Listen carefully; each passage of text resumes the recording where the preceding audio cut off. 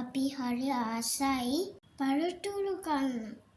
පාට පාට රසම රස එන්නකෝ බලන්න. ඔයාලා ආසම පළතුරු මෙතන තියවන්න බලන්නකෝ. කහ පාටට ඇවරි ඇවරි කැනක හැදෙන්නේ. කෝලි කොට්ටු සීනි ඇඹුල් ඇඹුන් නැත්තේ. රසයි ගුණයි විටමින් මහ ගොඩක් තියෙන්නේ. කෙසෙල් රසම පළතුරක්ය කමුකු ළමයිනේ. ඇඹුල් මෙන්ම පැණි රසයද අඩුවක් නැත්තේ. කුල පාටයි දුනමලා කහද පෙනෙන්නේ.